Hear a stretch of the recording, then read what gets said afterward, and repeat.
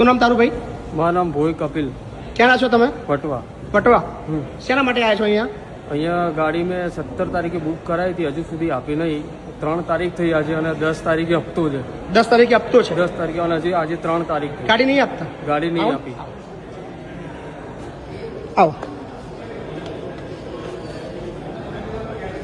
બેન, અમે ગાડી ક્યારે આપશો? આનો હપ્તો આવી ગયો છે.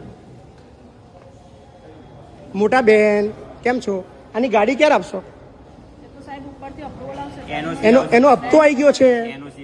શેની એનઓસી? ગાડી આવતા પહેલા એનઓસી? પ્રાઇવેટ ટુ ટેક્સી કરવાની એનઓસી. એને તો ટેક્સી બુકિંગ કરી છે ને તમારે ત્યાં? ટેક્સી આપવાની પણ તમારે ત્યાં બુકિંગ કઈ કરી છે એને? ટેક્સી એમને આપવાની તમે આપી એને ટેક્સી? નહીં આપી. કેમ નહીં આપી? આવી જશે. એનો હપ્તો આવી ગયો. હપ્તો કોણ ભરશે? મોટા બેન કોણ ભરશે હપ્તો? તો સર ડીલરશિપની જે થયું છે એ તો તમને અને ડીલરશિપની ભૂલ છે? ભૂલ ડીલરશિપની છે? કસ્ટમર સાથે ડીલ જે ભૂલ છે ડીલરશિપની છે સાહેબ? ટેકનિકલ ઇસ્યુ છે. ટેકનિકલ ઇસ્યુ છે. કઈ ટેકનિકલ ઇસ્યુ? આરટીઓ?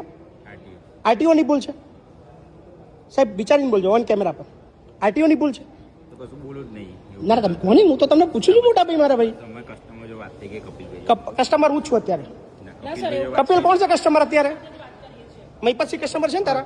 હા ઓકે, મહીપતસિંહ કસ્ટમર છે. બોલો. નહીં કસ્ટમર, કપિલભાઈ કસ્ટમર છે. કસ્ટમર મહીપતભાઈ છે અત્યારે ઓન પેપર. કપિલભાઈ તમે ઓથોરિટી આપો છો તમારા માટે ગાડી લેવાની મને?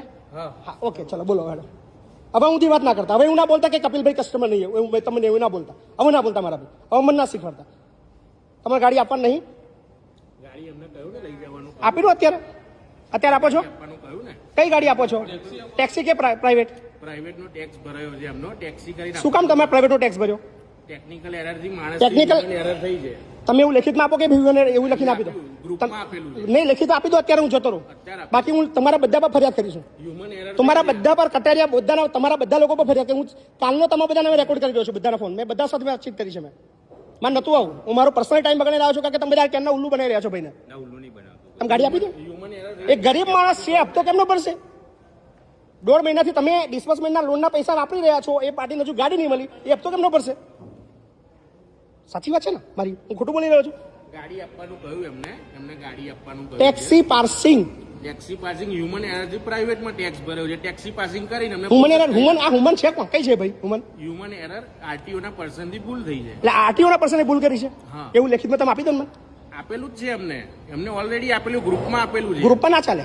તો ક્યારે શેમાં આપું? તમે અહીં લેખિતમાં આપી દો કે બે આરટીઓ ની ભૂલ છે. અમે તમે એવું કાગળ બતાવી દો મને કે બે અમે પ્રાઇવેટ માટે આપી ટેક્સી માટે આપી દો. બતાવી દો કાગળ મને. બતાવી દો. આપી દો. આ કે નવો પરિપત્ર ને પરિપત્ર આવ્યો તો કેવો પરિપત્ર આવ્યો? તમે મને બતાવતા હતા પરિપત્ર કે ભાઈ એને લીધે ભૂલ થઈ છે. પરિપત્ર પત્રની વાતની નથી સર. હમણાં તો બોલતા હતા મને. તમે હમણાં બોલતા હતા પરિપત્ર. પરિપત્રનું પૂછ્યું કઈ વાતો નહીં, કઈ વાતો નહીં, કોઈ ચિંતા. ભાઈ અત્યારે કટારિયા ઓટોમોબાઈલ છે. આ ભાઈ ગરીબ માણસ છે. એના શોખ માટે નહીં, ટેક્સી પાર્સિંગ ગાડી લેવા માટે. ભાઈ અમદાવાદથી તો અહીં કેમ આણંદ કેમ આવ્યા? અમને અત્યારે મારા જૂની ગાડીનો ભાવ અહીંયા સારો આવતો એટલા માટે મેં અહીંથી લીધી. મારા સાસરી બી થાય એવું જ અહીંયા. તાર સાસરી થાય પણ બધું હારી મારું ના મળે.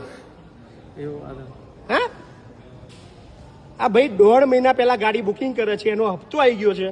આણંદ કટારિયા ઓટોમોબાઈલમાં લોકો ગાડી લેવા માટે બિચારો રોજ કેટલી વાર બગાતું ગાડી લેવા યાર? ગાડી લેવા તો હું અહીંયા બુકિંગ કરાવ્યું તારા તો પછી ફોન ઉપર રોજ મને કે 5 દિવસ લાગશે, 5-10 એવી રીતે કરું.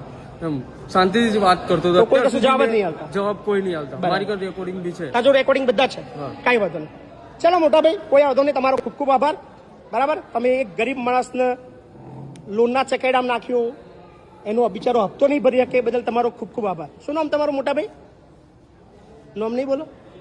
કોઈ વાંધો નહીં. લોકો બોલશે. લોકો આનંદવાળા ઓળખતા જશે. આભાર મેનેજર બેન તમારો. એક ગરીબને લોનના ચકેડામાં નાખવા બદલ તમારો બધાનો ખૂબ ખૂબ આભાર. બરાબર ને? થેન્ક યુ બેન. કંઈક જવાબ તો આલો. હું ખોટો હોય તો મને કહો કે ભાઈ મહિપતભાઈ તમે ખોટા છો. નહીં બોલો તમે લોકો.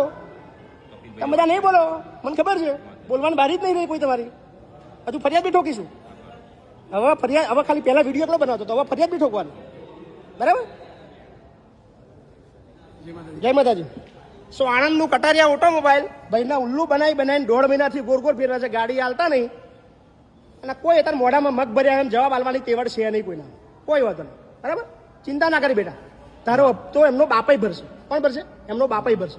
નમસ્કાર. થોડા દિવસ પહેલા તમે એક વિડીયો જોયો હતો આણંદના એક શોરૂમનો. એક ભાઈ 1.5 મહિનાથી ગાડી લેવા માટે ગયો તો બધું આપી દીધું, બધા પૈસા ભરાઈ ગયા, બિલ બની ગયું, અને એનો હપ્તો બી આવી ગયો 10 તારીખે, પણ ત્યાં સુધી એને ગાડી નથી મળી. તો આપણે એના શોરૂમે ગયા હતા અને કહ્યું હતું કે ભાઈ એનો હપ્તો આવી ગયો, ગાડી ક્યારે આપશો? અને આપણે વિડીયો બનાવ્યો હતો અને અમને કહ્યું હતું કે જલ્દી આપી દઈશું. પણ હજી સુધી ગાડી તો ના આપી. પણ એક સારા સમાચાર એ છે કે એ લોકોએ જે હપ્તો હતો એ 22,000 રૂપિયાના ખાતામાં નાખી દીધા. આપણે તે વખતે જ કહ્યું હતું કે તમારો બાપ પણ આપશે હપ્તો. પણ મજાની વસ્તુ એ છે કે એ લોકોએ આજે નોટિસ મોકલી, મને મોકલી અને એ કસ્ટમરને મોકલી કે તમે ભાઈ અમારા શોરૂમમાં આવ્યા અને અમારા વિડીયો બનાવ્યો, અમારા સ્ટાફ સાથે વર્તન કર્યું ખરાબ. અલા હિરોઈન સમજો તમારા જાતના, શોરૂમની અંદર બેઠા હતા પોતાના જાતના સલમાન ખાન, ઐશ્વર્યા રાય સમજો છો કે તમારા ડાચા જોવા આવ્યા હતા, અમે ગાડી લેવા આવ્યા હતા, ગાડીના પૈસા પૂરા ભર્યા હતા એટલા માટે આવ્યા હતા. નવરા સમજો છો, તમારા ડાચા જોઈને અમને મજા આવે છે કે તમારે ડાચું જોવા માટે શોરૂમની અંદર આવીએ, અમને ખૂબ મજા આવે. હે હરીસામ જોવો છો ડાચા પોતાના?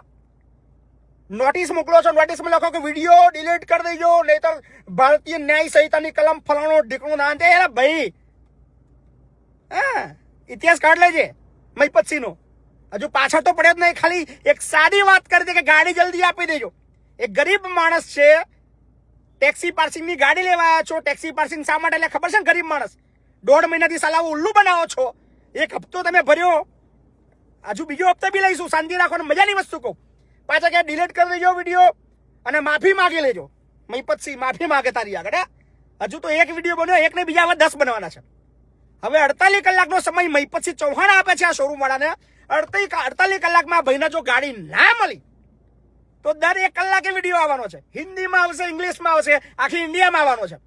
અને જે બૂમ પડવાની છે, મજા આવવાની છે. અને હું ખુદ હવે ઇન્ટરેસ્ટેડ છું. 4 મુદ્દા કીધા એમને કે વિડીયો ડિલીટ કરી દેજો, જાહેરમાં માફી માંગી લેજો અને 10 લાખ રૂપિયા લો. 10 લાખ તમારો બાપો આપીને ગયો હતો કે બીજું કોઈ મિલીને ગયું હતું મારે ત્યાં? 10 લાખ રૂપિયા લો. 48 કલાક સાદી ભાષામાં કહું છું, ગાડી એ ભાઈના કપિલના આપી દેજો.